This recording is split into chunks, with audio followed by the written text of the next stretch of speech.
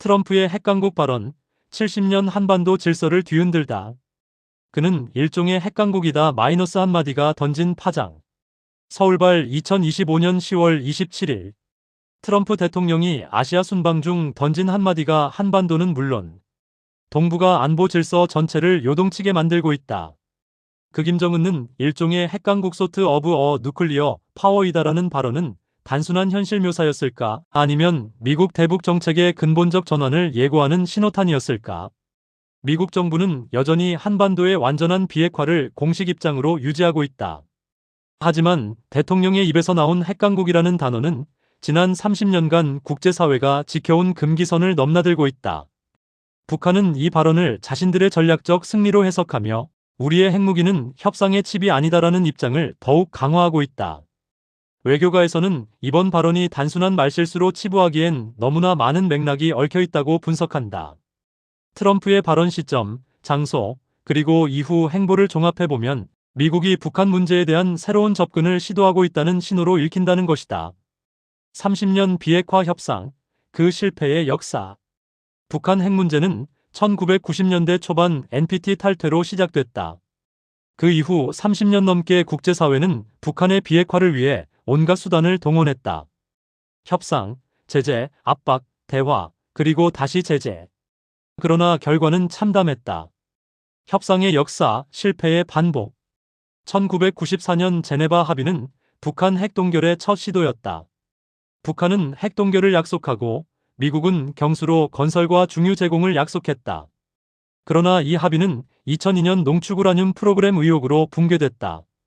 2005년 9.19 공동성명은 육자회담의 결실이었다.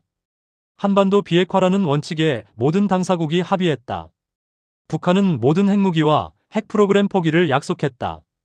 그러나 1년 뒤 북한은 첫 핵실험을 강행했다. 2018년 싱가포르 선언과 2019년 하노이 회담은 트럼프 일기 행정부의 도전이었다.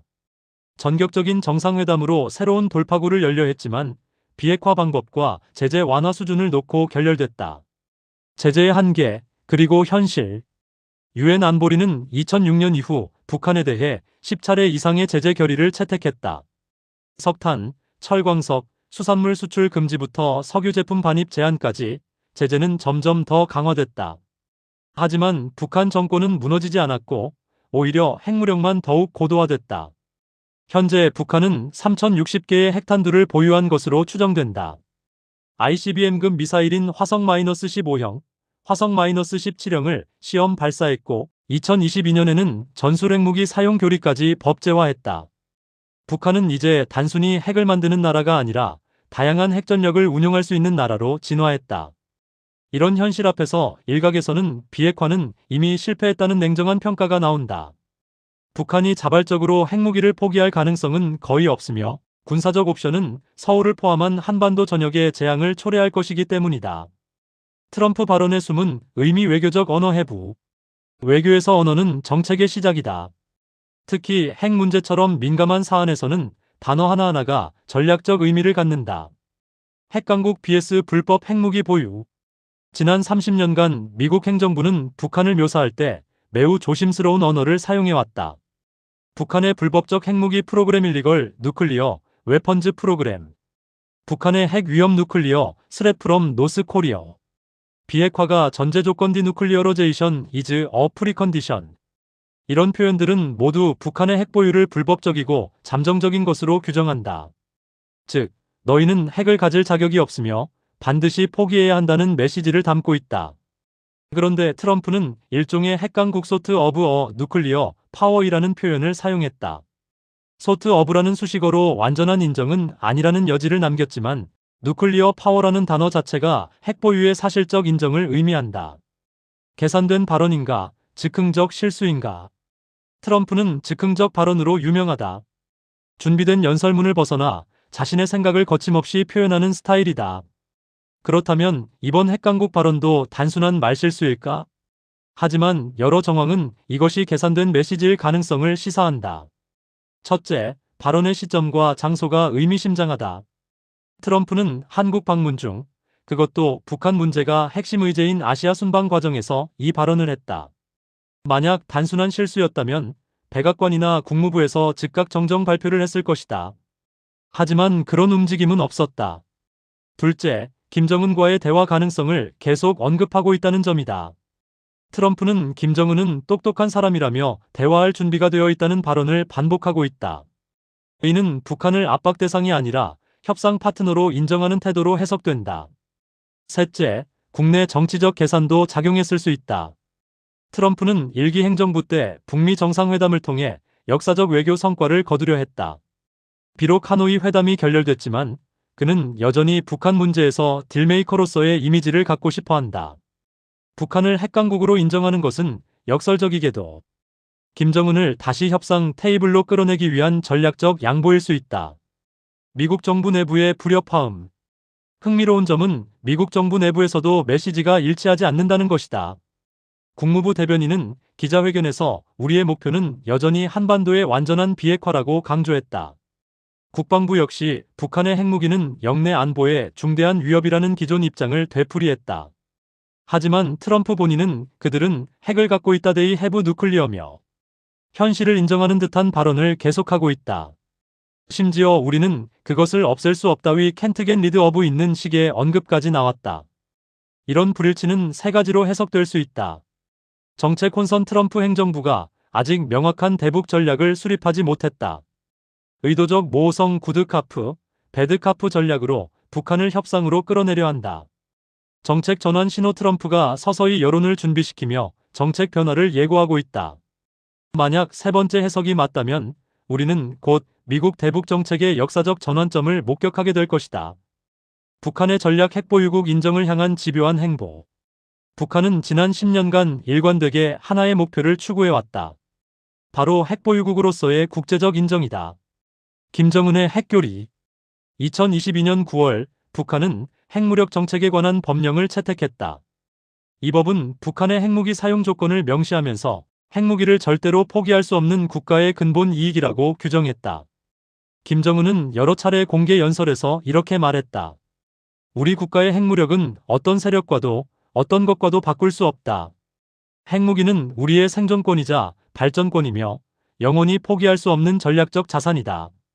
이는 단순한 레토릭이 아니다. 북한 정권은 핵무기를 체제 보장의 최종 수단으로 보고 있다.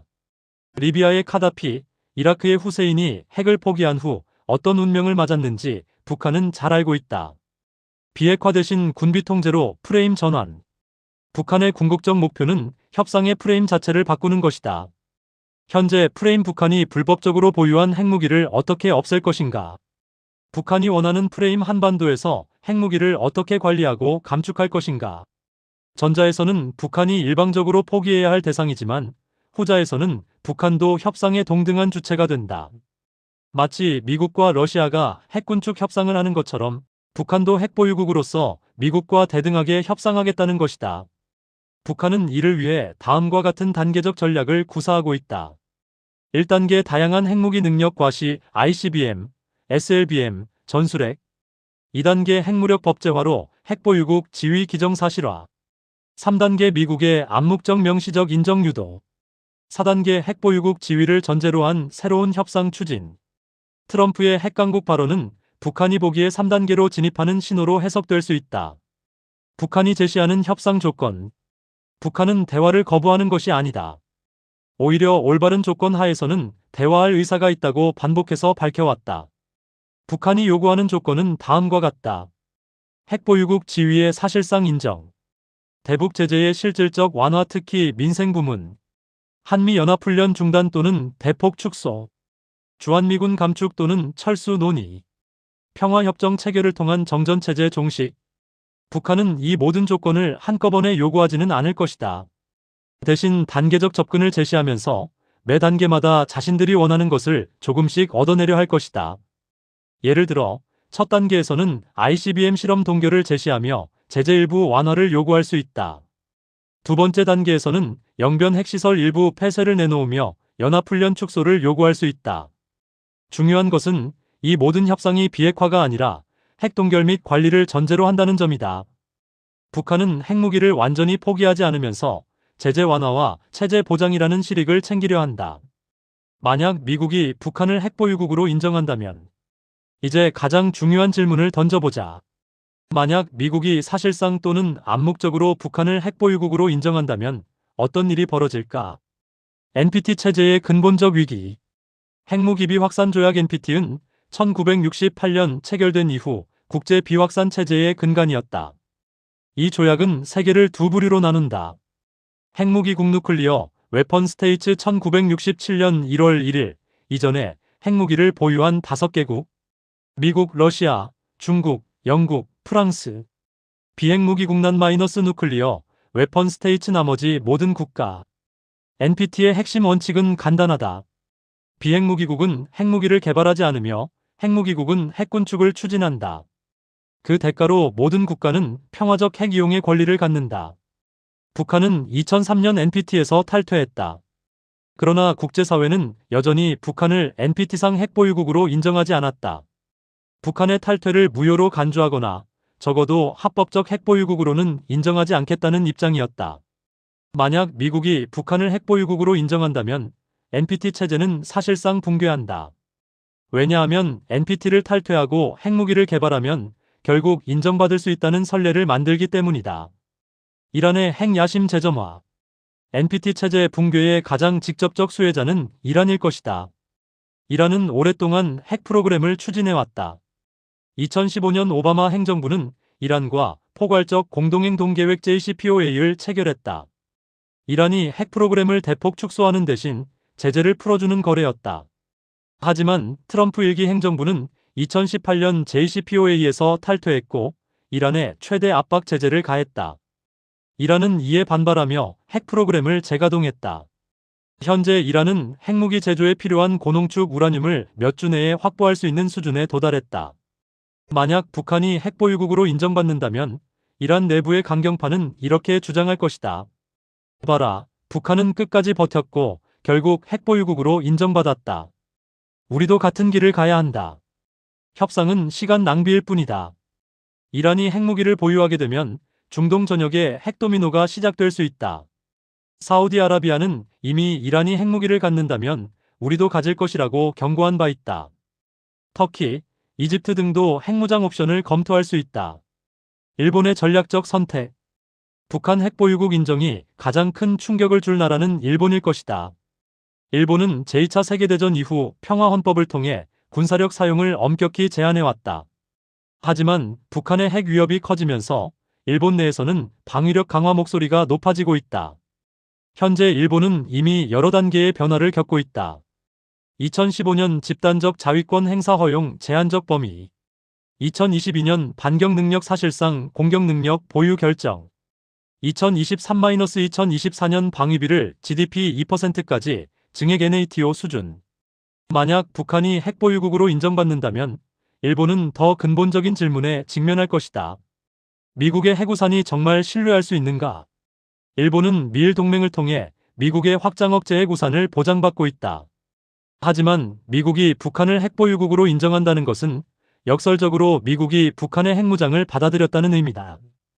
그렇다면 유사시 미국이 정말 도쿄를 지키기 위해 평양의 핵공격 위험을 감수할 것인가? 이런 의구심은 일본 내 독자 핵무장론에 힘을 실어줄 수 있다.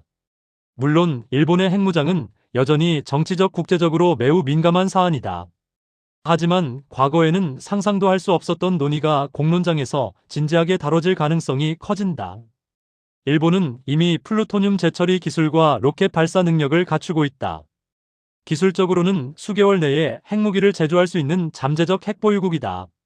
만약 정치적 결단이 내려진다면 일본의 핵무장은 생각보다 빠르게 현실화될 수 있다. 한국의 딜레마 독자 핵무장론의 부상.